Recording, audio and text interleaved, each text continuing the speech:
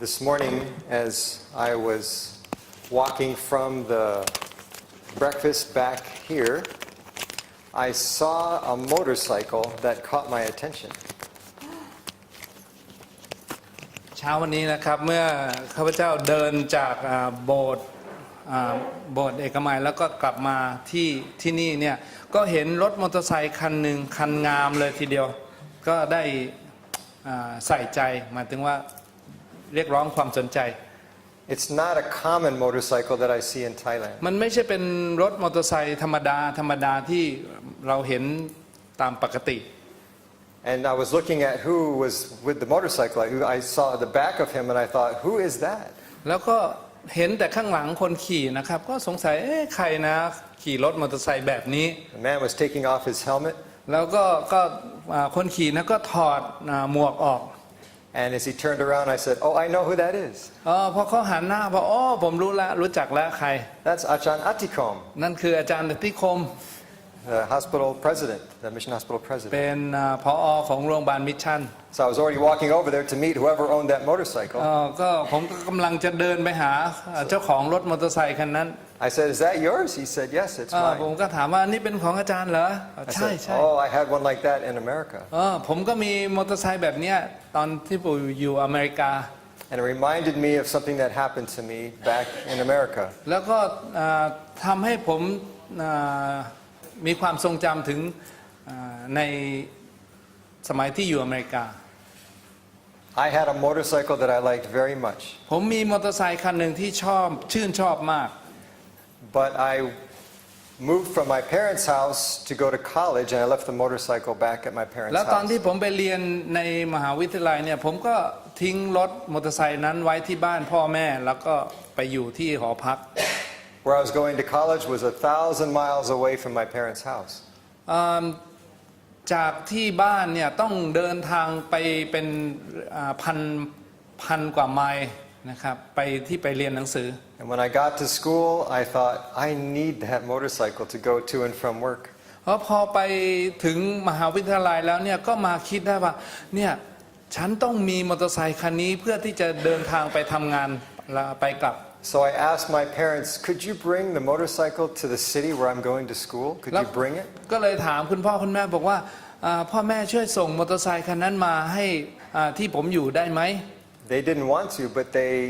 finally said that yes, and they brought it all the way down in a trailer. They brought it all the พ่อ way. แม่ก็จริงๆก็ไม่อยากจะส่งมาให้หรอกแต่ว่าในที่สุดท่านก็ส่งมาในเทรลเลอร์ส่งมาให้ I was so happy. ผมดีใจมาก But it was very dangerous to have that motorcycle in a big city. แต่ว่ามันเป็นอันตรายนะการที่จะขี่มอเตอร์ไซค์ในทางหลวงใหญ่ๆอย่างนั้น I did not know God at that time. ตอนช่วงเวลานั้นผมยังไม่รู้จักพระเจ้า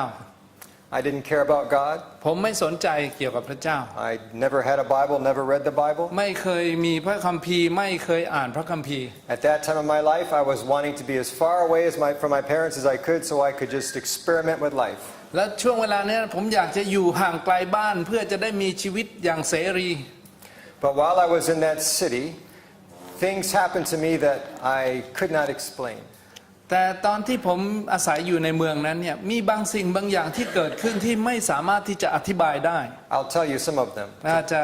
บอกเล่าให้ฟังว่ามันเกิดอะไรขึ้น One day I was riding my motorcycle down the street. วันหนึ่งที่ขณะที่ผมขี่มอเตอร์ไซค์ไปตามถนนเนี่ย And I was going pretty fast and I was passing a school bus.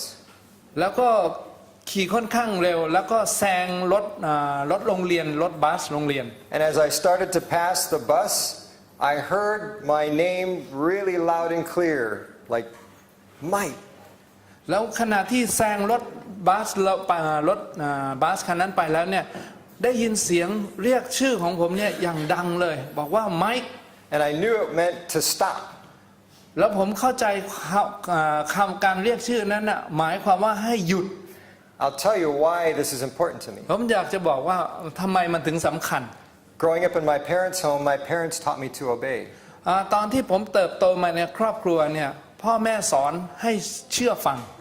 When they said to do something, I had to do it. ถ้าพ่อแม่สอนให้สั่งให้ทำอะไรผมจะต้องทำ And when they said not to do it, I was not to do it. แล้วถ้าบอกว่าไม่ทำก็ต้องไม่ทำ And they were united in their instruction to me and my brothers. แล้วพ่อกับแม่นี่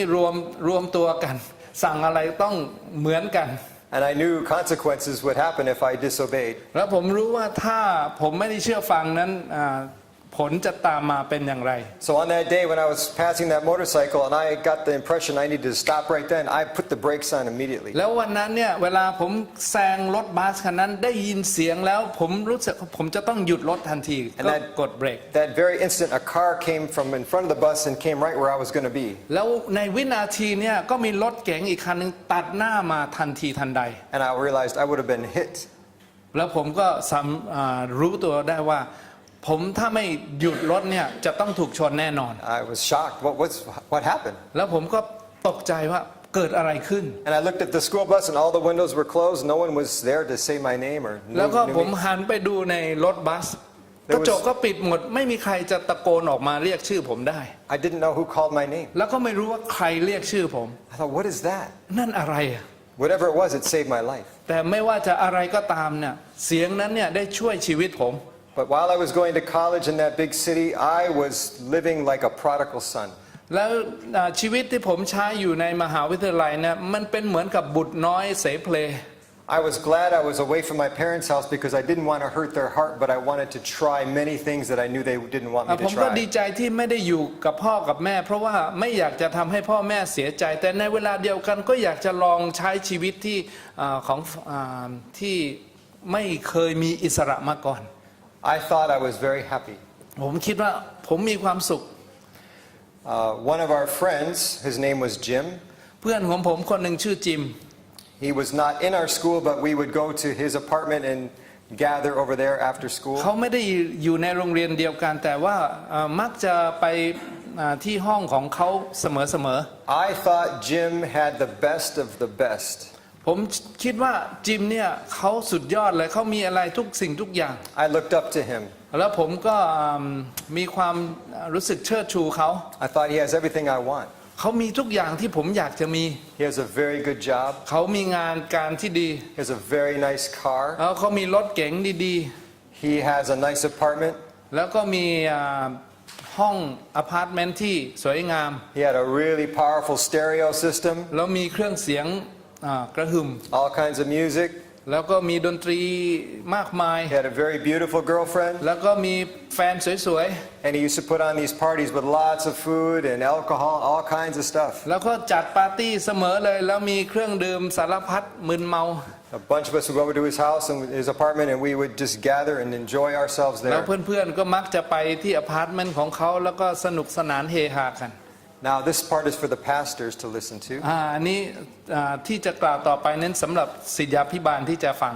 I had no idea about church. Really, I didn't know about church. เพราะว่าผมเนี่ยไม่มีความเข้าใจเกี่ยวกับโบสถ์เลยหรือคริสตจักร I didn't know different kinds of churches. I didn't know. I thought แล้ they're ว all one ผม thing. ไม่รู้ว่ามันมีแต่หลายคริสตจักรผมก็คิดว่ามันเหมือนกันหมด But there was an Adventist pastor who wanted to hold evangelistic meetings in that city. แต่มีศิษยาภิบาลของแอดเวนทิสต์ท่านหนึ่งเนี่ยต้องการที่จะเปิดประชุมในเมืองนั้น He was the pastor of the Adventist university that was closest to that city. แล้วท่านเป็นศิษยาภิบาลของมหาวิทยาลัยของเราในเมืองหนึ่ง And I learned all this later. I didn't know any of this at the time. ตอนนั้นผมยังไม่รู้แต่มารู้ข้อมูลภายหลัง But somehow he organized the city, the church, the Adventist churches in that city, and asked them to start praying for people in the city. แล้วผมก็มาทราบภายหลังว่าศาสนาจารย์ท่านนี้เนี่ยได้รวบรวมสมาชิกให้มาอธิษฐานกันเพื่อคนในเมืองนี้ Let me tell you a little bit about this city. ก็อยากจะพูดเกี่ยวกับเมืองนี้ให้เข้าใจ In America, in the southeast, they call the Bible Belt, like a belt. They call a Bible Belt. Southeast Southeast. ในอเมริกาเนี่ยทางใต้ตะวันออกเฉียงใต้เนี่ยมันจะเป็นเหมือนกับแถบที่รู้จักพระคัมภีร์ทุกคน There จะรู้ are millions of Christians who live in that area. มีคริสเตียนเป็นล้านคนที่อาศัยอยู่ในแถบนั้น Millions of Sunday-keeping Christians. เป็น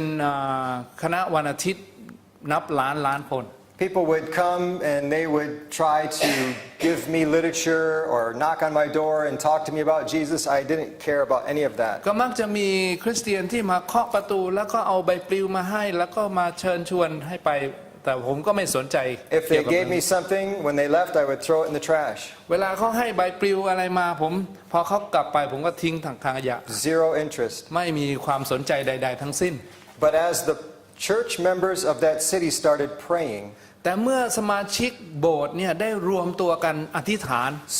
things started happening in my life. มันมีอะไรบางสิ่งบางอย่างเริ่มเกิดขึ้นกับชีวิตของผม I want to emphasize the power of uniting in prayer for the salvation of ผม souls. อยากจะให้เราเข้าใจถึงว่าพลังอำนาจของการอธิษฐานร่วมกันเพื่อชีวิตความรอด God was preparing me to be interested in spiritual things. เพราะว่าพระเจ้าเนี่ยกำลังเตรียมตัวผมให้สนใจเกี่ยวกับสิ่งที่เกี่ยวกับชีวิตนิรันดร์ And not just me, but a lot of others. ไม่ใช่เฉพาะผมคนเดียวเท่านั้นแต่สำหรับผู้อื่นด้วย One day I went back to school, วันหนึ่งผมกลับไปโรงเรียน and one of my friends came and said, "Did you hear what happened to Jim?" แล้วก็เพื่อนมาบอกว่ารู้ไหมเกิดอะไรขึ้นกับจิม No, what happened? ไม่รู้เกิดอะไรขึ้นเหรอ They found him this morning. พบเขาเมื่อเช้านี้ He was in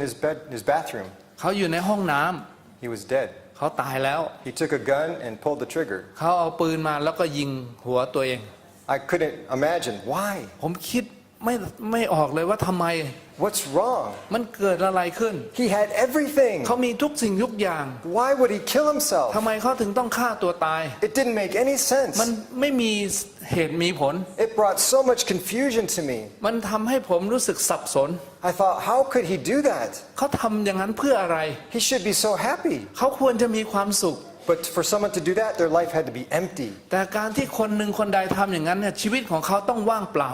That was one thing that started to happen to me. Something is wrong with my thinking, maybe. และนั่นเป็นสิ่งที่เริ่มต้นที่ทำให้ผมคิด And then I had a relationship I was with, a girlfriend I was with, and I needed to break up with her. แล้วก็ผมมีแฟนอีกคนหนึ่งที่จะต้องแยกทางกัน I won't go into the details, but I can tell you it was extremely painful. แต่จะบอกได้ว่ามันมีความเจ็บปวดมาก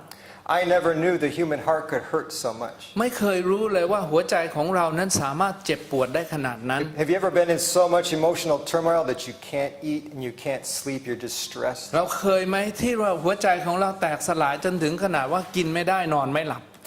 Somehow, as these things were happening, I thought something is wrong with me. แล้วเมื่อสิ่งต่างๆเหล่านี้มันเกิดขึ้นผมก็มีความรู้สึกว่ามันมีอะไรบางสิ่งบางอย่างที่ไม่ถูกต้อง For the first time in my life, I started thinking I must have a spiritual problem. แล้วผมก็เริ่มคิดว่าผมอาจจะมีปัญหาฝ่ายจิตวิญญาณ I worked at night and on the weekends at a place where we unloaded the trucks into the stores. We unloaded the big trucks. ผมก็ทำงาน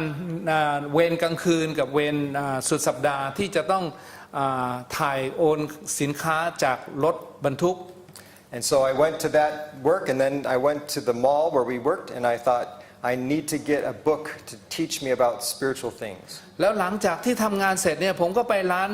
ในห้างสรรพสินค้าไปดูในร้านหนังสือว่าจะต้องหาหนังสืออะไรที่มันสอนเกี่ยวกับเรื่องเกี่ยวกับจิตวิญญาณนี่แหละ I went in the bookstore and I looked at the books for sale. ก็ไปในร้านหนังสือเข้าไปดูหนังสือต่างๆ Hinduism, Buddhism,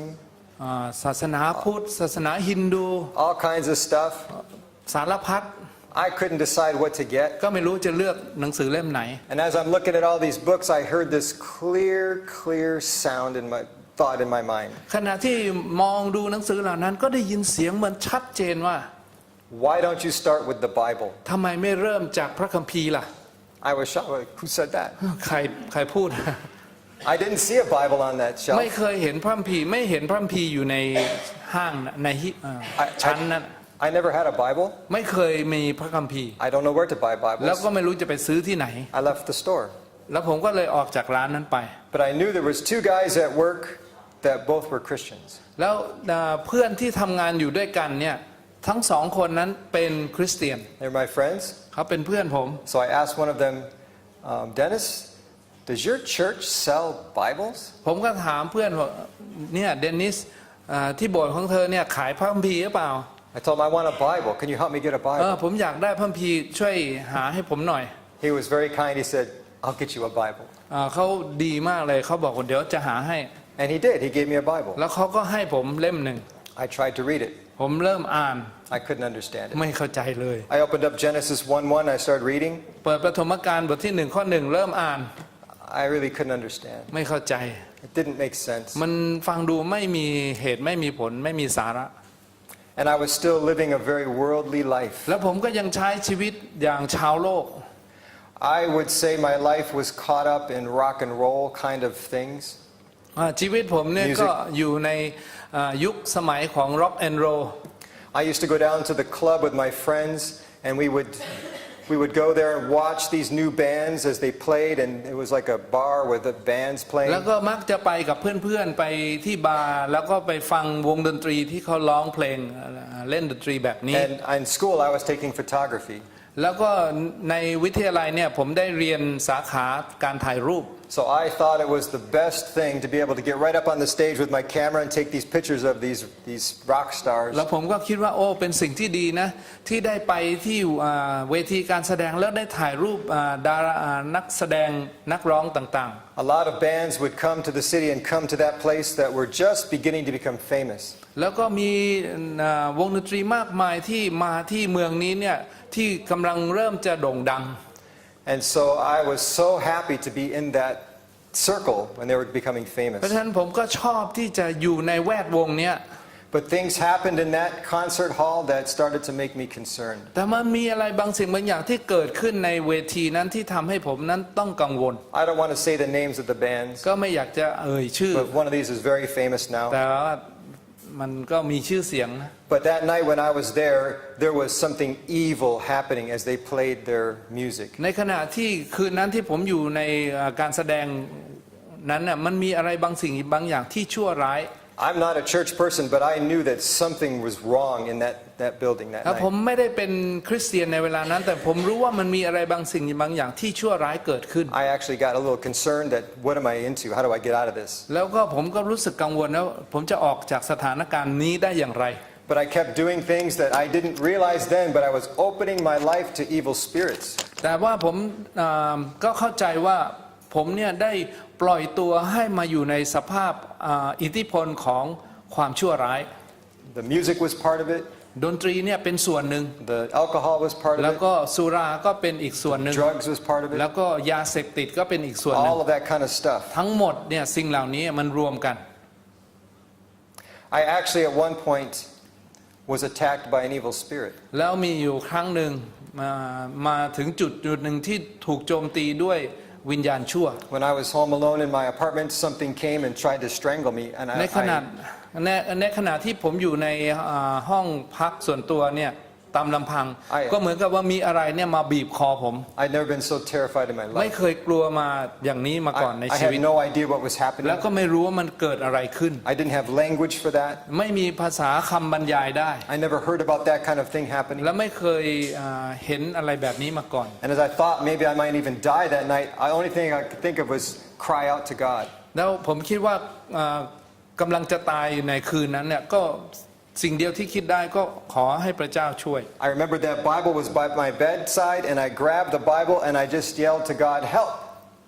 แล้วผมจำได้ว่าพระคัมภีร์นี่อยู่ที่หัวเตียงผมก็ไปคว้า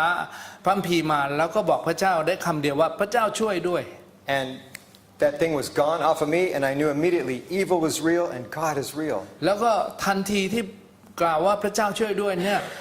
แรงบีบคอเนี่ยมันก็หายไปทันทีทันใดผมก็รู้แล้วว่าพระเจ้ามีจริงแล้วก็วิญญาณชั่วมีจริง And I never wanted to have that happen again. แล้วก็ไม่ต้องการให้สิ่งนั้นมันเกิดขึ้นกับผมอีกต่อไป So I became very much more interested in the ผม Bible. ก็ยิ่งมีความสนใจในพระคัมภีร์มากขึ้น And I tried to read it again. แล้วก็พยายามที่อยากจะอ่าน And I couldn't understand it. อ่านยังไงก็ไม่เข้าใจ And so, but I knew God was real, and I just said, God, can you help me? I cannot เพราะผม understand. รู้ว่าพระเจ้ามีจริงก็เลยอธิษฐานบอกพระเจ้าถ้าช่วยให้ผมเข้าใจหน่อย And somehow He led me to the book of Proverbs. แล้วพระเจ้าก็ได้นำผมไปยังพระคำสุภาษิต Oh, this I can understand. One little piece of truth, another little piece of truth, little bits and pieces. อ๋ออย่างนี้มันเข้าใจง่ายนี่มันเป็นความจริงปลีกย่อยที่สามารถจะอ่านได้ข้อหนึ่งข้อหนึ่งข้อหนึ่ง And as I turn to Proverbs chapter 3, แล้วเมื่อเปิดไปยังสุภาษิตบทที่3 and I read verse 5 and 6, อ่านที่ข้อ5และข้อ6 trust in the Lord with all your heart, จงเชื่อมั่นในพระเจ้าด้วยสุดจิตสุดใจ and lean not to your own และ understanding. อย่าพึ่งความรู้ความเข้าใจ In all your ways acknowledge Him, ในทุกวิถีทางเชื่อมั่นในพระองค์ and He will direct your และ path. พระองค์จะทำวิถีของเจ้าให้ราบรื่น I can't explain it, but it was like God was speaking directly to my soul. บอกไม่ถูกแต่รู้สึกว่าพระเจ้าเนี่ยได้พูดกับใจของผมโดยตรง I'd never read anything that went so clear, so much into my soul. ไม่เคยเห็นอะไรที่ว่ามันชัดเจนอย่างนี้ต่อใจของผม I said, what is this บอก book? ว่าอะไรเนี่ยหนังสืออะไรนี่ How can it be like this? มันทำไมถึง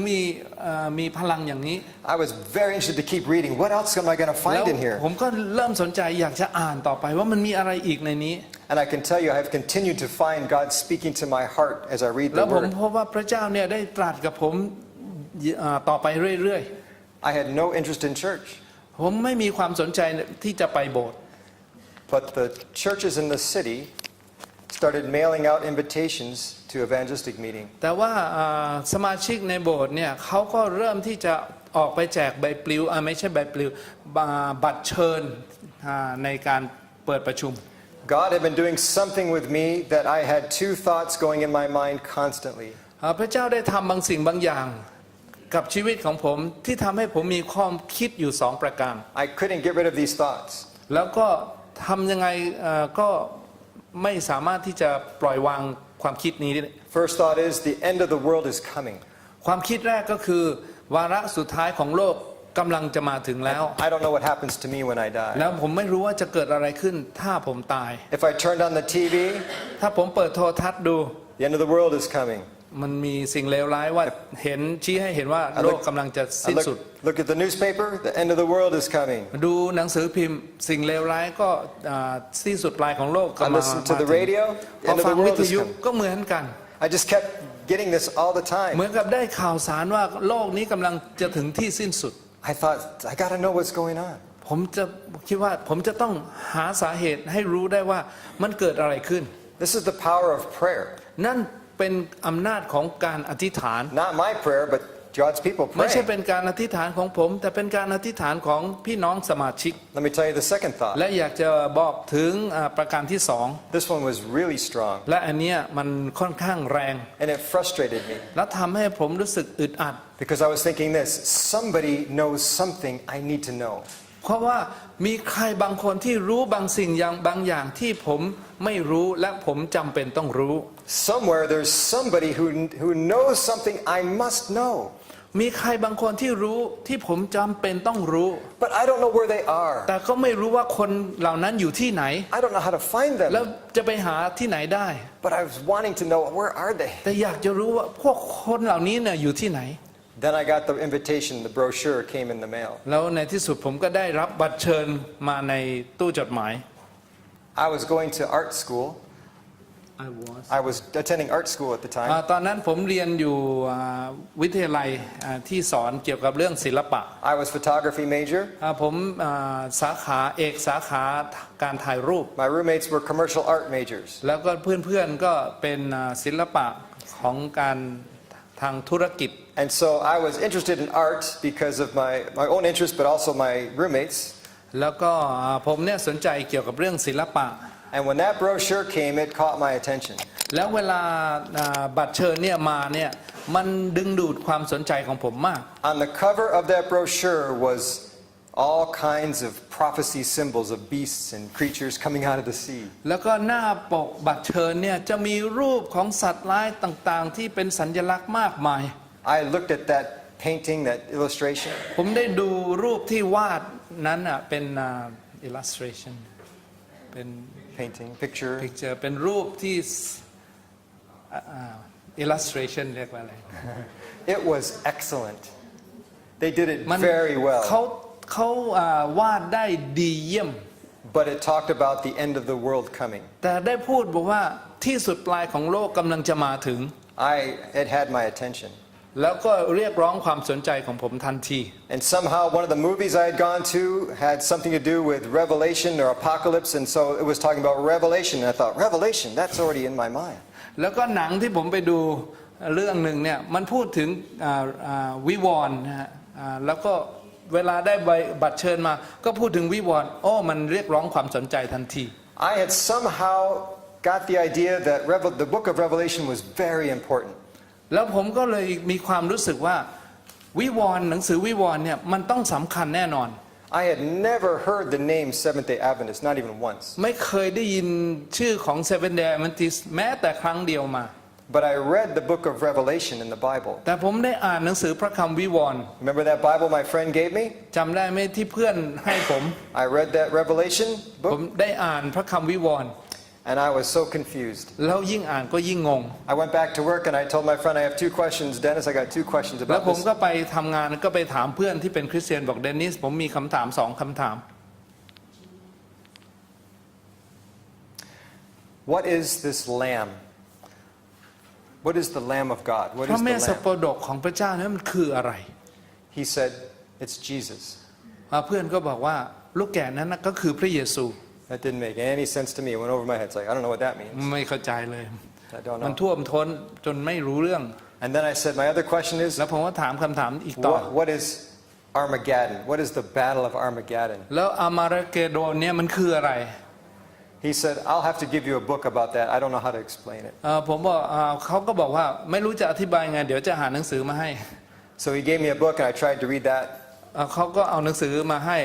ก็พยายามอ่าน I thought, if anything he's giving me is true, I need to find out. เขาบอกว่าผมก็บอกว่าถ้าเขาให้อะไรที่เป็นความจริงเนี่ยผมจะต้องหาความจริงให้ได้ So I have this brochure, ก็เลยมีบัตรเชิญเนี่ย and it tells when the meetings are going to start. ก็ได้บอกว่าการประชุมเนี่ยจะเริ่มเมื่อไหร่ Everything in my heart says I have to go to that meeting. ทุกสิ่งที่อยู่ในใจขยันขยอบอกว่าจะต้องไปการประชุมแห่งนั้น I didn't want to go alone, ไม่อยากจะไปคนเดียว so I started recruiting my friends. Come with me to this meeting. This ก็ looks เลย like it'd be เรีย good. กรวบรวมเพื่อนๆไปด้วยกัน Look at the illustration, you guys. Lucy. They know what they're doing. ดูสิแผ่นบัตรเชิญเนี่ยเขารู้ว่าเขาทำอะไรนะเขารู้ Yeah, we'll come with you. Yeah, we'll come เอา with you. เดี๋ยวเราไปด้วยกัน I wanted to go because it was not at a church. It was not at a church. The meeting was not ที่ at อยาก a จะ church. ไปก็เพราะว่ามันไม่ได้อยู่ในโบสถ์ It was at the local college. มันอยู่ในวิทยาลัยแห่งหนึ่ง I may not have gone if it was at a church, ถ้าจัดที่โบสถ์ก็คงจะไม่ไปหรอก but opening night, I was determined to go. แต่ว่าคืนแรกที่เขาเปิดเนี่ยผมตั้งใจว่าจะไป Guess what happened? ลองเดาดูว่าเกิดอะไรขึ้น All my friends backed out. They didn't want to go. เพื่อนๆปลีกตัวบอกไปไม่ได้ไม่ไป I still have to go. ผมยังต้องไป I have to go by myself. ต้องไปด้วยตัวเอง So I did. ก็เลยไป I walked into the big gymnasium of the college. ก็ไปที่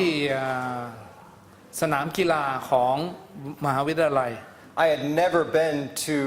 an evangelistic meeting, so I don't know anything about size or who comes. I don't know anything like that. ไม่เคยไปการเปิดการประชุมมาก่อน ก็เลยไม่รู้ว่าการเข้าไปเนี่ยมันเป็นอย่างไร But there was a lot of people in that gymnasium. แต่มีคนเป็นจำนวนมากใน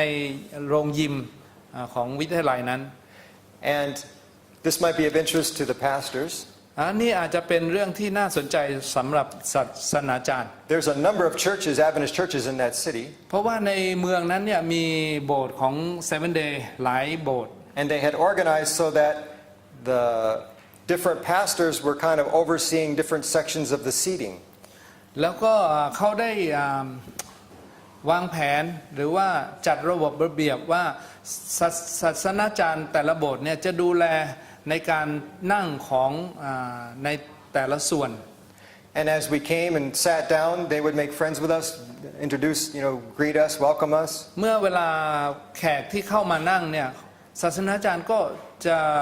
นำทีมเนี่ยมาพูดคุยกับเราแนะนำตัวให้เรารู้จัก and they gave us a Bible. แล้วเขาก็เอาพระคัมภีร์มาให้ We could use it while we're in the seminar. คือเราสามารถที่จะใช้ได้ในระหว่างที่เราอยู่ในการประชุมนั้น And the pastor up front had the same Bible. แล้วก็อาจารย์ที่อยู่บนเวทีเนี่ยเขาก็มีพระคัมภีร์เล่มเดียวกันเนี่ย So he could tell us what page number to turn เขา to. ก็เลยสามารถจะบอกได้ว่าเปิดหน้าไหน Because I don't know where books are in ก็ the เพราะว่า Bible. ผมก็ไม่รู้ว่าพระคัมภีร์เปิดยังไงก็ไม่เคยเปิด But I was wondering, what's this going to be like? ก็ผมก็สงสัยว่ามันจะเป็นยังไงน่าจะลงเอยยังไง I can tell you that when I drove into the parking lot, เขาบอกได้ว่าเวลาขับเข้าไปขับรถขับมอเตอร์ไซค์เข้าไปในที่จอดรถเนี่ย not motorcycle now, I sold my ต motorcycle. อนนี้เขาขายมอ I เตอร์ had ไซ a ค์แล้ว little car. ซื้อรถแล้ว I had a second-hand car. ก็มีรถมือสอง I never should have sold that motorcycle, but I needed a car. เขาบอกว่าไม่ควรจะขายมอเตอร์ไซค์เลยแต่ว่าต้องซื้อรถ As I drove into the parking lot, my music was very loud music. แล้วตอนที่ผมจอดรถกำลังจอดรถเนี่ยดนตรีจากรถของผมนี่เสียงดังมาก It was not the kind of music God likes. anymore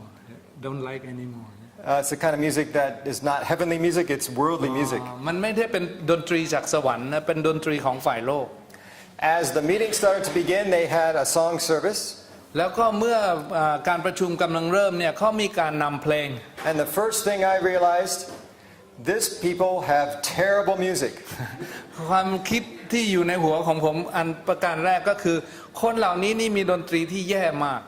It was grating on my soul. มันทำให้รู้สึก Feel terrible, ห didn't ด it? หู Like, นะรู้สึกหดหู I almost left. อึดอัดอึดอัด Yeah, โอเค I almost left. I can't hardly stand โอ้ this. โหทนไม่ได้แบบดนตรีแบบนี้ But then the pastor got up to speak. แล้วอาจารย์ก็ลุกขึ้นยืน And when he started speaking, เวลาอาจารย์ลุกขึ้นเทศ I was paying attention to everything he said. แล้วผมก็ฟังทุกคำที่อาจารย์คนนั้นเทศ I never heard anyone speak like that before. ไม่เคยเห็นไม่เคยได้ยินใครเทศนาแบบนี้มาก่อน He had language. He was explaining spiritual things that I had no idea about. ท่านได้อธิบายถึงสิ่งเกี่ยวกับจิตวิญญาณที่ผมไม่เคยเข้าใจมาก่อน You know, I told you I was attacked by an evil spirit. ผมบอกตะกี้แล้วว่าผมได้ถูกทำร้ายจากวิญญาณชั่ว I was so ashamed that that happened to me. แล้วผมก็รู้สึกละอายใจที่สิ่งเหล่านี้เกิดขึ้นกับผม I never told anybody. ไม่เคยบอกใครมาก่อน I was even married a few years before I told my wife. ผมก็แต่งงานมาหลายปีก่อนที่จะบอกภรรยา But this pastor knew something. He was talking about the great controversy battle. แต่ว่าอาจารย์ท่านนี้เนี่ยรู้เพราะท่านได้เทศถึงว่าการสงครามระหว่างความวิญญาณดีกับพระเจ้า And as he spoke, I thought, I want to come back to the next meeting and the next meeting. I don't want to miss any meetings. I don't แล้ว have เมื่ออาจารย์เทศเนี่ยผมก็ตัดสินใจว่าผมจะต้องมาอีก It ทุกคืน it was that hunger I had. Somebody knows something, and that man knew something I needed to hear what he เพราะ had. ว่าอาจารย์ท่านนั้นรู้บางสิ่งที่ผมไม่รู้ที่ผมจำเป็นต้องรู้ He would open the Bible and tell us where to turn. ท่านได้เปิดพระคัมภีร์แล้วก็บอกพวกเราว่าให้เปิดไปหน้าไหน And then I could see the Bible said exactly what he was saying. แล้วก็ผมก็ได้เห็นว่าพระคัมภีร์เนี่ยพูดสิ่งเดียวกันกับที่อาจารย์ท่านนั้นพูด Those meetings were so excellent. แล้วก็การประชุมเหล่านั้นเนี่ยมันดีเยี่ยม I kept coming back แล้ว night ผม after ก็ night. กลับมา And คืนแล้วคืนเล่า amazing thing happened. และสิ่งที่อัศจรรย์เกิดขึ้น Little by little, those people started getting better in how they were doing their music. แล้วก็คนเหล่านั้นเนี่ยที่เล่นดนตรีดูเหมือนว่าเขาพัฒนาดีขึ้นทุกๆคืน You realize what's happening? God's changing me, not them. ก็เราก็คงจะเข้าใจว่าพระเจ้าเนี่ยทำงานกับใจผมไม่ใช่ทำงานกับนักดนตรีเหล่านั้น But I thought they were improving. แต่ว่าผมก็คิดว่าพวกเขาเนี่ยเก่งขึ้นดีขึ้น They announced one night that the meetings were going to change location. แล้วคืนหนึ่งเขาได้ประกาศว่าการประชุมเนี่ยจะต้องย้ายสถานที่ I was hooked already on the message. แต่ว่าผมเนี่ยติดแล้วกับคำเทศนา They gave us a map and told us where to go to เขา the. ก็ให้แผนที่ว่าจะไปที่ไหน It would be at a church. จะไปประชุมอยู่ที่โบสถ์ I kept going night after night to that new ผม location. ก็ไปที่สถานใหม่เนี้ย คืนแล้วคืนเล่า I was so interested in what I was hearing. ผมสนใจมากในสิ่งที่ได้ยิน I never looked at the sign to see what kind of church it was. แล้วผมก็ไม่ได้สนใจจะดูป้ายของโบสถ์ด้วยซ้ I didn't care about that. ำไม่สนใจเลย I was hearing the truth. เพราะผมได้ฟังความจริง Somewhere in those meetings, the pastor started talking about Jesus. ในการประชุมเหล่านั้นเนี่ยอาจารย์ได้เทศนาเกี่ยวกับพระเยซู I already knew there was a God because He'd saved me from that evil spirit. ผมก็รู้อยู่แล้วว่าต้องมีพระเจ้าเพราะพระเจ้าเนี่ยได้ช่วยผมให้รอด I already knew that He created things, there was probably a God. แล้วผมก็รู้ว่าพระเจ้าเนี่ยได้สร้างสารพัดสิ่ง But as the pastor was describing Jesus and showing in the Bible Jesus' life, แต่เมื่ออาจารย์ท่านนั้นเนี่ยได้อธิบายถึงพระเยซูและชีวิตของพระเยซู I still don't know how to explain what was happening to me. ก็ยังไม่สามารถที่จะอธิบายได้ว่ามันเกิดอะไรขึ้นกับชีวิตผม And it wasn't just me, there was many others, but I'm only thinking about me, that's all I know. It was happening to many others ว่า with the มันก็ meeting. เกิดขึ้นกับหลายคนที่อยู่ในการประชุมนั้นด้วยเช่นกัน I cannot tell their story, but I can tell mine. ก็ไม่สามารถจะบอกเล่าถึงเรื่องของคนอื่นแต่สามารถบอกถึงเรื่องของตัวเองได้ It's like the Holy Spirit did something to make me see Jesus in my mind and my heart through the Bible. ก็เหมือนกับว่าพระเยซูเนี่ยได้ทำงานในชีวิตของผมให้ผมได้เห็นสิ่งต่างๆในพระคัมภีร์ I never had anything like this happen ไม่เคย before. มีประสบการณ์อย่างนี้มาก่อน It was like I was experiencing the greatest, most meaningful connection with someone who loved me. ก็เหมือนกับว่าผมเนี่ยได้มีประสบการณ์ติดต่อสื่อสารกับคนที่รักผมมาก At the same time, I was feeling like God knows everything in my soul. He could see everything I did ก็เห wrong. มือนกับว่าพระเจ้าเนี่ยรู้ทุกสิ่งทุกอย่างทะลุปูโปงเกี่ยวกับจิตใจของผม He knew all the evil that I had done, all the evil I had thought. และพระองค์เนี่ยรู้ถึงความชั่วร้ายที่ผมได้กระทำมาความนึกคิดที่ชั่วร้าย But I felt His love overwhelming me. แต่ว่าผมก็ได้รับสัมผัสกับความรักที่ยิ่งใหญ่ที่มีต่อผม Somewhere in that meeting, the pastor asked people, do we want to accept Jesus? แล้วก็ในการประชุมเนี้ยก็อาจารย์ก็เรียกร้องว่ามีใครที่ต้องการที่จะมอบชีวิตให้กับพระเยซู Do you want Jesus to be Lord of your life? ใครที่อยากจะให้พระเยซูเนี่ยเป็นเจ้าชีวิตของ Do you เรา want Jesus to save you from your และอยาก sins? จะให้พระเยซูเนี่ยได้ช่วยเราให้รอดจากความบาป It was everything in me thinking, yes, yes. เหมือนกับว่าทุกอย่างที่อยู่ในตัวเราเนี่ยตัวผมเนี่ยผลักดันให้ตอบสนอง But I had a big struggle. แต่ว่าผมมีสิ่งที่ขัดแย้งอยู่ในใจ I was so shy, so afraid to be in front of ผ people. มนั้นเป็นคนที่ประหม่าขี้อายอยู่ต่อหน้าคน He was calling people to come to the front. เพราะว่าอาจารย์นี่เรียกให้คนมาอยู่ข้างหน้าเวที I didn't want to go to the ไม่ front. อยากไปข้างหน้า And so I was struggling because I wanted to accept Jesus. ก็รู้สึก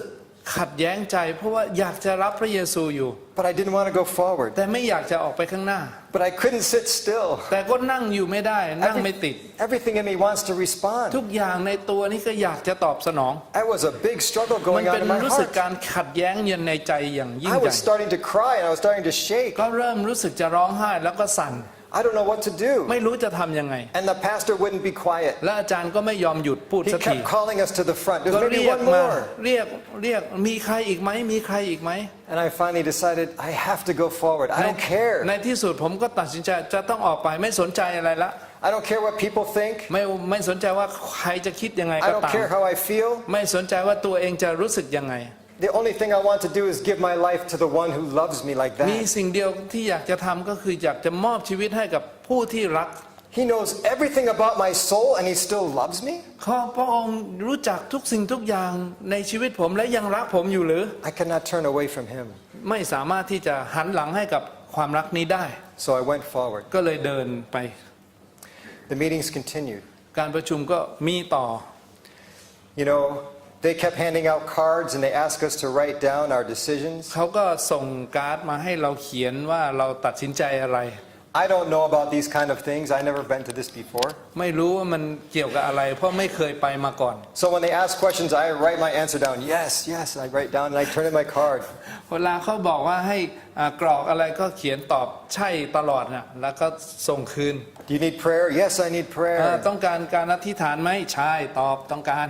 The pastor presented the Sabbath message. One night he presented the Sabbath, Seventh-day Sabbath วันหนึ่ง message. อาจารย์เนี่ยได้เทศนาถึงเรื่องวันสะบาโต I was not at that meeting ผมไม่ได้อยู่ในการประชุมในวันนั้น because the job I had when I was going to college, I worked the busiest nights, the busiest days were Friday night, Saturday night.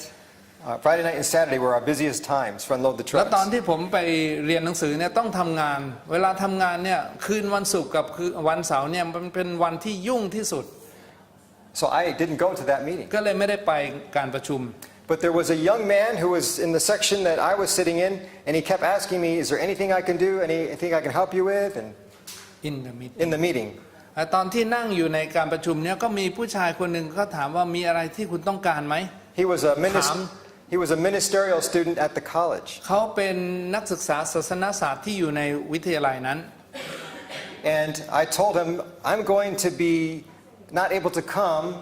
for that meeting on Friday night because I have to work. Could you get me the handouts? Could you get me the materials?" ผมก็เลยบอกนักศึกษาคนนั้นบอกว่าคืนนั้นเนี่ยผมจะมาไม่ได้นะมีอะไรช่วยเก็บไว้ให้ผมหน่อยเวลาเขาแจกชี้แจกอะไรเนี่ย He said, "Yes, I'll get them for you." เขาก็บอกโอเคเดี๋ยวจะจัดการให้ So I came the next night and I went to the meeting and I got the materials from him. แล้วคืนต่อไปผมไปเด็กคนนั้นก็เอาให้ And I went home and I read the night that I missed. แล้วกลับบ้านไปก็ไปอ่านจากที่ผมได้ขาด I'm sitting down and I'm reading something like this. ก็นั่งแล้วก็เริ่มอ่านแบบนี้ You may wonder why some people go to church on Saturday rather than Sunday. ก็ประโยคที่บอกว่าคุณก็อาจจะสงสัยว่ามีใครที่ไปโบสถ์ในวันสะบาโตวันเสาร์แทนที่จะไปวันอาทิตย์ I thought, what is this? อะไร I never heard this before. ไม่เคยได้ยินอย่างนี้มาก่อน They said something about the Seventh-day Sabbath. ได้พูดถึงวันสะบาโตที่เป็นวันที่ For some reason, I thought Sunday was the seventh day. 7แล้วผมก็มีความเข้าใจอยู่เสมอว่าวันอาทิตย์เนี่ยเป็นวันที่ But they were showing that Saturday is the seventh-day Sabbath. 7แต่เขาชี้ให้เห็นว่าวันที่7เนี่ยคือวันเสาร์ I kept looking at the Bible text. แล้วผมก็เริ่มที่จะดูข้อพระคัมภีร์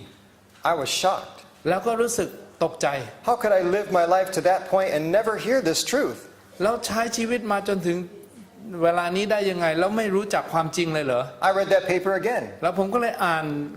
เอกสารนั้นอีก I checked those Bible texts again. แล้วก็ตรวจทานข้อพระคัมภีร์นั้นอีก I was convicted. แล้วก็รู้สึกว่ามีความมั่นใจ This is true. ว่านี่แหละมัน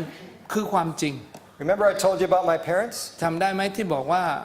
พูดเกี่ยวกับพ่อแม่ They taught us to obey. พ่อแม่สอนให้เชื่อฟัง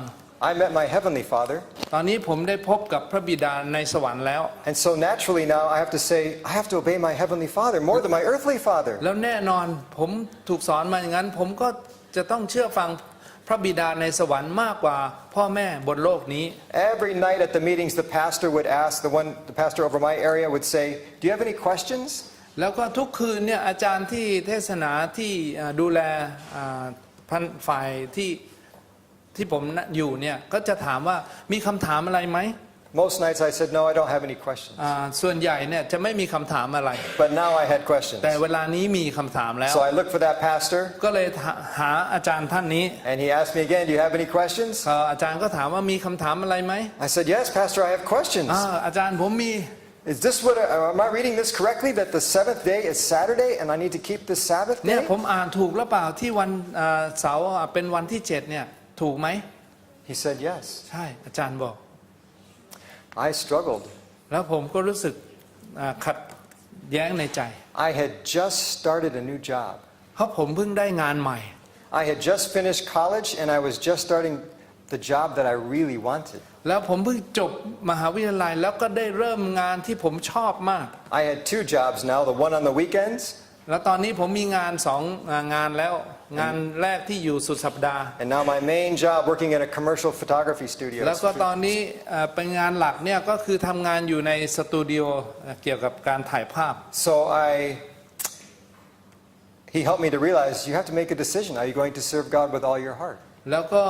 อาจารย์ก็ถามว่าคุณเนี่ยต้องตัดสินใจว่าคุณจะรับใช้พระเจ้าด้วยสุดจิตสุดใจหรือเปล่า I thought about that and I prayed about that. ผมก็คิดแล้วก็อธิษฐาน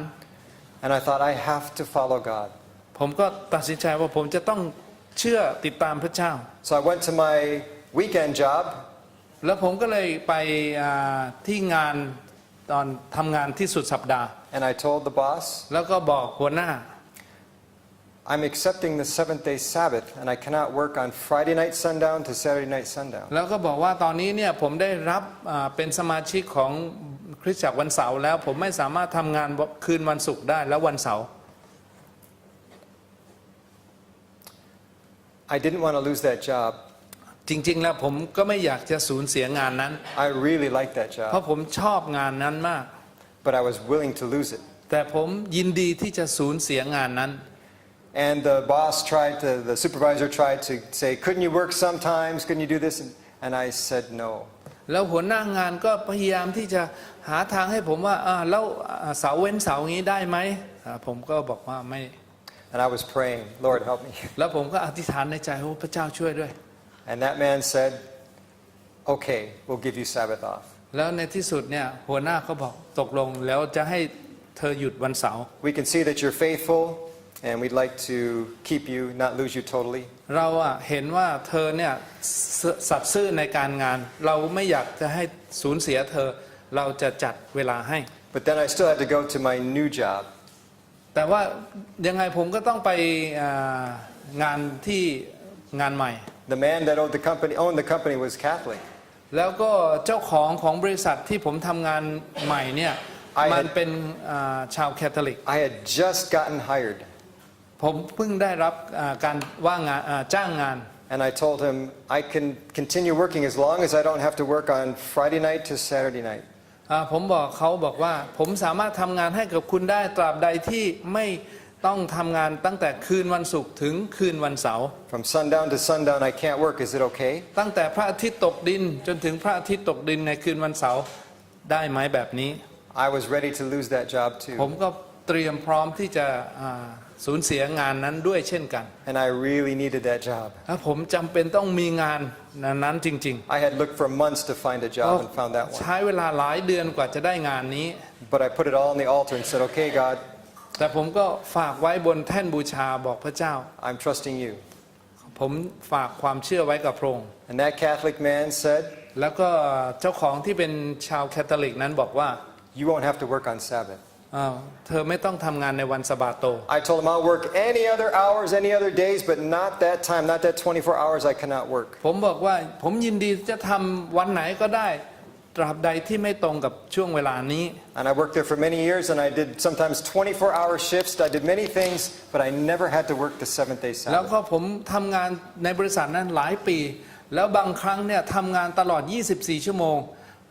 ด้วยซ้ำตราบใดที่ไม่ได้ตรงกับวันสะบาโต I want to go back to when I was growing up in my parents' แล้วก็ house. อยากจะย้อนกลับไปถึงตอนที่ผมกำลังเติบโตในครอบครัวในบ้าน I want to show how thorough a work that God wants to do in our hearts. อยากจะบอกให้รู้ถึงว่าพระเจ้าเนี่ยได้ทรงเตรียมผมอย่างละเอียดอ่อนอย่างไร When I was young and going to school, I heard some of the boys in school say something and all the kids laughed. แล้วก็ตอนที่เล็กๆอยู่เนี่ยเวลาไปโรงเรียนเนี่ยมีเพื่อนคนเด็กๆเนี่ยคนหนึ่งพูดแล้วก็ทุกคนก็จะหัวเราะเยาะ One of those boys said a word and all the other boys laughed and made fun. แล้วก็เวลาเพื่อนคนหนึ่งพูดแล้วทุกคนก็จะหัวเราะสนุกสนาน I didn't know that word before, but I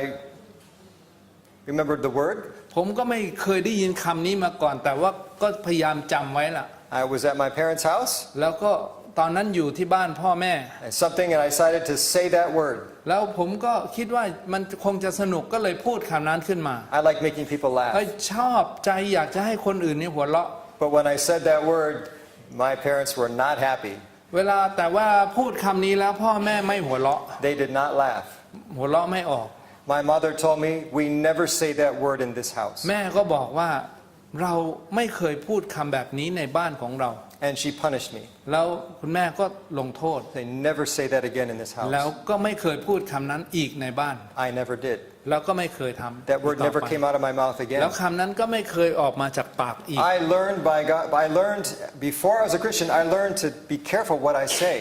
แล้วก็ก่อนที่จะมาเป็นคริสเตียนเนี่ยผมได้เรียนรู้ว่าควรจะพูดอะไร But God didn't clean my heart because I didn't know God. This is when I was a kid. I could do that, but I didn't know how to have a clean heart. I didn't know God. ตอนที่ผมยังเล็กๆเนี่ยผมถูกสอนมาให้มีคำพูดที่สะอาดแต่ว่าใจของผมนั้นยังไม่สะอาด I could be with people and I could be thinking terrible words about them but never say them. เพราะผมอาจจะอยู่กับคนอื่นๆที่ใจนั้นมีรู้สึกเหมือนกับด่าว่าที่รุนแรงแต่ว่าคำพูดนั้นไม่เคยออกมาจากปาก In my quiet of my heart, I could be shouting at them even though my mouth was saying nothing. ใจผมอาจจะตะโกนด่าอยู่ในใจแต่ว่าไม่เคยมีคำออกมาจากปาก But when I met Jesus that time in the church, the first time I met him, he was showing me all that was evil. แต่ว่าเมื่อผมเข้าได้พบกับพระเยซูแล้วเนี่ยพระองค์ทรงสำแดงให้เห็นว่าสิ่งต่างๆที่อยู่ในใจถึงแม้ไม่ได้ออกมาจากปากนั้นมันเป็นความชั่วร้ายทั้งนั้น It's not just what I say, it's what I think, it's what I feel has to be clean. มันไม่ใช่เป็นสิ่งที่ออกมาจากปากแต่มันสิ่งที่อยู่ในใจเนี่ยที่จะต้องถูกชำระมากเสียกว่า God was taking me deep. He was wanting to cleanse even the thoughts of my heart. เพราะพระเจ้าเนี่ยต้องการที่ชำระให้สะอาดจากข้างใน My standard was so low. เพราะมาตรฐานชีวิตของผมนั้นต่ำเหลือเกิน You know, at those meetings, there were many baptisms. แล้วในการประชุมนั้นมีการรับบัพติศมามากมาย One of the men that was coming to that meeting was a doctor, a medical doctor. แล้วในการประชุมเวลานั้นเนี่ยก็มี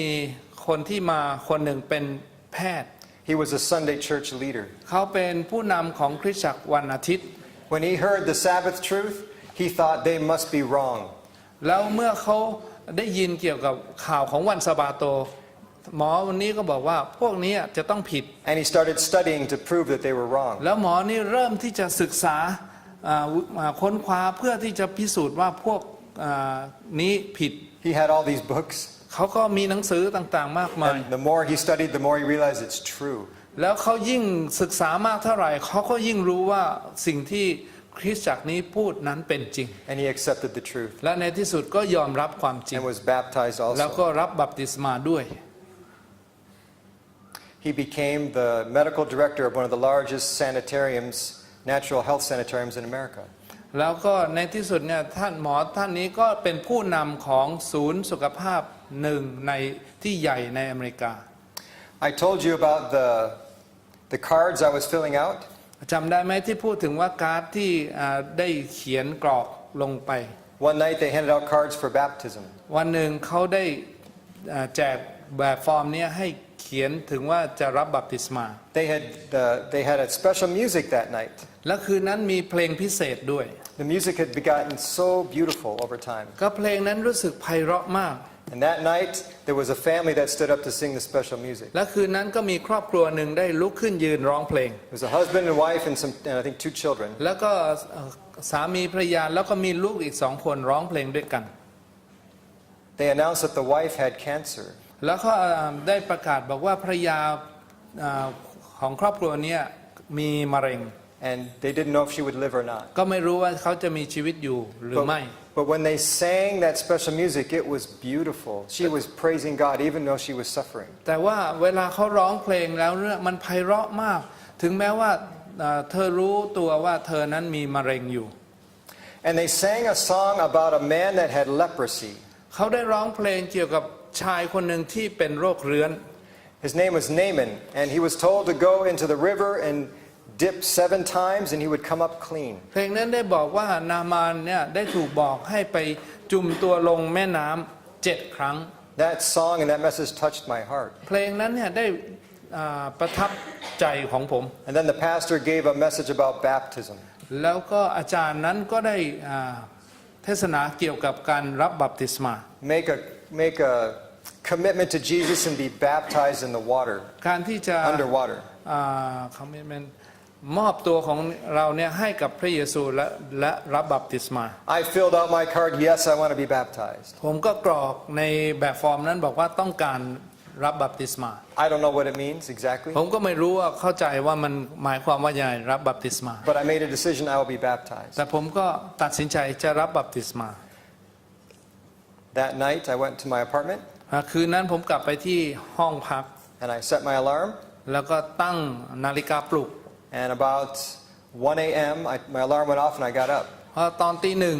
นาฬิกาปลุกก็ปลุกผมก็ตื่นขึ้น And I slipped out and climbed over the fence where the pool was. The pool at the apartment. I climbed over the fence and into the swimming pool.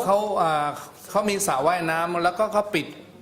ประตูอยู่ผมก็ปีนข้ามรั้วแล้วก็ไปนั่งอยู่ When nobody else is around. ไม่มีใครอยู่แถวนั้น And I dipped myself in the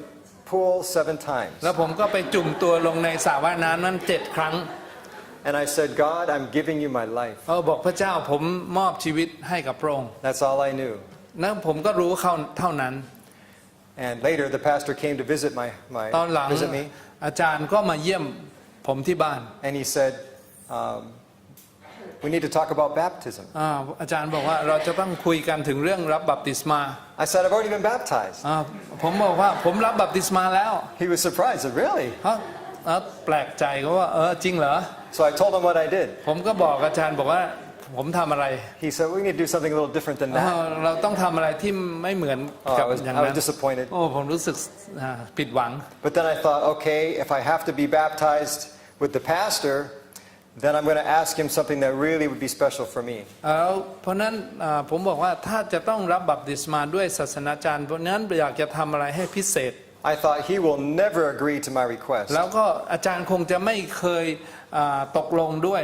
I want to be baptized like Jesus was. แล้วผมอยากจะรับบัพติศมาเหมือนกับพระเยซูรับบัพ So ติ I ศมา said, Pastor, if I have to be baptized again, can I be baptized in the river? อาจารย์ถ้าผมจะต้องรับบัพติศมาอีกเนี่ยขอรับบัพติศมาเหมือนกับพระเยซูได้ไหม He didn't hesitate. He said, yes, of course. อาจารย์ก็ไม่ลังเลใจเลยบอกแน่นอน Oh, thank God. ได้ขอบคุณพระเจ้า That river was where I had floated down with rafts and we had had all kinds of alcohol and parties, but I wanted to give my life to God in a fresh way and not use that river for evil. แม่น้ำนั้นเนี่ยเป็นแม่น้ำที่ผมเคยสำเร็จเทเมาอยู่ที่นั่นมาก่อนแล้วก็ต้องการที่จะเปลี่ยนแปลง So as I thought about being baptized officially, I wrestled with God. แล้วก็เมื่อกำลังคิดว่าจะรับบัพติศมาเป็นทางการเนี่ยผมก็ได้ปล้ำสู้กับพระเจ้า I did not trust myself. เพราะว่าผมไม่เชื่อมั่นในตัวเอง I did not trust my heart. ไม่เชื่อมั่นในหัวใจของตัวเอง I knew my heart could deceive me so รู้ easy. ว่าหัวใจของเรานั้นน่ะมันโกหกหลอกเราลวงตัวเอง I said, God, I just can't do this unless I get a sense that you, if I start to stray, you will come after me and bring me back. เขาบอกว่าพระเจ้าถ้าผมเริ่มที่จะหันเหออกไปจากพระองค์ขอให้พระองค์เนี่ยทรงนำผมกลับมา And so I thought about that a lot and prayed about that. เราก็อธิษฐานแล้วก็คิดแต่เรื่องนี้ And I had peace that God would do that. แล้วผมก็มีสันติสุขว่าพระเจ้าเนี่ยจะทำ So สิ่งนี้ I went ahead and was baptized by the pastor with the church แล้วใน family. ที่สุดผมก็ไปให้อาจารย์รับบัพติศมา And God has been faithful. และพระเจ้าก็ทรงสัตย์ซื่อ I have gotten deceived and gone off this way and this way in the past, and God has always corrected me and brought me back. แล้วผมก็เคยหลงทางไปแต่พระเจ้าก็มักจะนำผมกลับมาเสมอ I know He loves me because He rebukes me and chastens me and brings me home. เพราะผมรู้ว่าพระเจ้ารักผมพ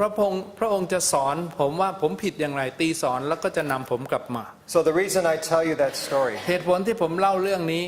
is to encourage us to pray. ก็เพื่อต้องการที่จะสนับสนุนน้ำใจให้เราได้อธิษฐาน If we unite in prayer, God can work in a city. ถ้าเราเนี่ยร่วมใจกันอธิษฐานเพื่อเมือง But we need to pray for this nation. แต่ว่าเราจำเป็นที่จะต้องอธิษฐานเพื่อประเทศนี้ If we will unite in prayer, I believe God will prepare hearts all across this country. ถ้าเราร่วมใจกันอธิษฐานพระเจ้าจะทำสิ่งที่ยิ่งใหญ่ใน ประเทศนี้ that they'll be prepared to hear the message of Jesus. เพื่อคนในประเทศนี้จะได้มีจิตใจพร้อมที่จะฟังข่าวของพระเยซู To our eyes, it may look like they're not interested. แต่ในสายตาของเราอาจจะเห็นว่าคนเหล่านั้นไม่สนใจ They may not seem like they care at all. ดูเหมือนว่าเขาจะไม่มีความสนใจเลย They don't read what we give them, เขาไม่อ่านสิ่งที่เราให้เขา don't want to come to church. ไม่อยากมาโบสถ์ But if we unite in prayer and ask God to take our heart, He can work a work that's แต่ powerful. ถ้าเราร่วมใจกันอธิษฐานแล้วพระเจ้าจะทำงานในจิตใจของคนเหล่านั้น So as we finish this meeting tonight, ในขณะที่เราจะจบการประชุมในคืนนี้ I want to pray with และ you อยากจะอธิษฐานกับท่าน that God will put a burden on our heart ว่าพระเจ้าจะใส่ภาระใจในใจของเรา to start thinking, how can we pray together for Thailand? ว่าเรานั้นจะอธิษฐานร่วมกันได้อย่างไรเพื่อประเทศไทย How can we pray together for Bangkok? เพื่อเราจะอธิษฐานเพื่อกรุงเทพคนในกรุงเทพได้อย่างไร How can we pray together for Chiang Mai and these other cities? เราจะอธิษฐานเผื่อคนที่อยู่จังหวัดเชียงใหม่ได้อย่างไรและ And เมืองใหญ่ how can we start a work that's like a sanitarium work where people can come and get healing physically and ๆ spiritually? แล้วเราจะเริ่มสร้างศูนย์สุขภาพอย่างแบทเทลนี้ได้อย่างไรที่คนสามารถที่จะเข้ามารักษาและได้พบกับพระเจ้า Do you want to pray like that? เราอยากจะอธิษฐานแบบนี้ไหม Let's kneel as we ให้ pray. เราเอาคุกเข่าร่วมกัน